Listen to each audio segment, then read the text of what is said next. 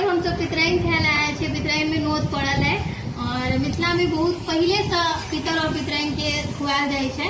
तो आइ हम बताएब जे पितर पितराइन किया खुआल जाय छे, ताकि पीछे की तात्पर्य छे से। पहले अहाँ सब हमें पेज के फॉलो करिए, यूट्यूब पर देख रहल छी तो चैनल के सब्सक्राइब करिए। आई के दिन में यही खासियत होय छे जे आई के दिन में जेना कि मिथिला के जते पावनि होइए ओइमे देखैत हेबै जे प्याज लहसुन अरबा अरबैन अपना सब करै छियै, लेकिन आई के दिन में ई खासियत है जे आई अपना सब देखियो माछ है, स्पेशली तरुआ पापड़ सब चीज है और साथ में माछ है। आई के दिन में माछ है और ई देखियो तिलकोर है, ई भाटा के तरुआ है, ई पापड़ आलू के भुजिया और ई सलाद और उसना चाउरक भात है। ओनाहु हमरा बहुत नीक लागैया माछ संगे। और ई माछ है तो हम वह कहै छलहुँ जे एकटा एहने आई के दिन में एहन होइ छै जे ब्राह्मण भोजन में माछ सेहो खुआएल जाय। तात्पर्य की होइ छै? आई दीदी पितराइन खुएलखिन, अहाँ सब देखबे के लिए हम सब खाई छलिए। तो आप दीदी से पूछे छिए जे दीदी पितराइन क्या खुएलखिन है। दीदी आई पितराइन क्या खुएलिए है से कहू तो। एखन तऽ पितरपक्ष चलि रहल छै, कहल जाइ छै शास्त्र अनुसार जे एहि महीना में एहि मास में जते पितर अपन पूर्वज गेल छथिन ओ सब एहि पितृपक्ष में धरती पर आबै छथिन। तऽ हुनका सबके नाम से श्राद्ध कर्म होइ छै, जेकरा तर्पण अपना सब कहै छियै। जेना इहो तर्पण करै छथिन तऽ ओ तर्पण होइ छै। और जिनकर जे तिथि रहै छै ओहिमे जेंट्स के खुआएल जाइ छै।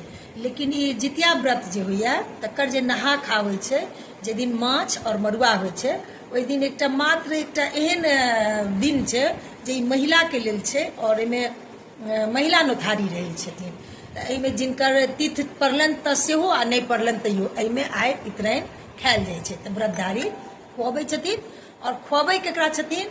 जिनकर साउस नहीं छथिन वह टा पितराइन खुआ सकै छथिन। जेना माँ छथि और माँ नहीं छै आ साउस छै तऽ अहाँ माँ के साथी नहीं खुआ सकै छियै। साउस नहीं छै आ माँ छथि तऽ अहाँ पितराइन खुआ सकै छियै से। तऽ अपन जते पूर्वज छथिन ना, जेना दादी भेलखिन, माँ भेलखिन, साउस भेलखिन, ददिया साउस भेलखिन, तऽ हम ददिया साउस साथी खुअबै छियै, साउस साथी खुअबै छियै। और जेना तेल खैर चढ़ै छै तऽ जते सुहागिन गेल छथिन या नहियो गेल छथिन विधवा सधवा सबके नाम से तेल खैर चढ़ै छनि। और जितिया के व्रत होइ छै, पबनैती सब आइ राति में खा कऽ काल्हि से व्रत में रहथिन। हमरा एतबे बुझल है। एहि लेल जे छै से पितराइन खुआएल जाइ छै, ई हमरा नहीं बुझल छला। अपनो तै बारे हाँ, जे पितर पक्ष में अहाँ पितराइन नहीं खुएलिए या जिनकर तिथि पड़ले नहीं खुएलिए, वो धरती पर जे आबै छथिन तो फिर दुखी भऽ कऽ वापस जाइ छथिन पितृलोक। तो पितृलोक जाकर फिर पितृदोष लागे छै। अच्छा, ताहि दुआरे पितर के सबके तिथि हिसाब से खुएबाक चाहिए या पितराइनो के खुएबाक चाहिए। वाह, कते नीक जानकारी भेटल। बहुत बहुत आभार दीदी, एते सारा हमरा सबके जानकारी नहीं है। बहुत सारा नीक जानकारी भेटल। अहूँ सबके नीक लागल है तो फटाफट सब पेज के फॉलो कऽ लाइक जरूर करू और एनाही जानकारी वाला चीज सब अहाँ सबके बताबैत रहब।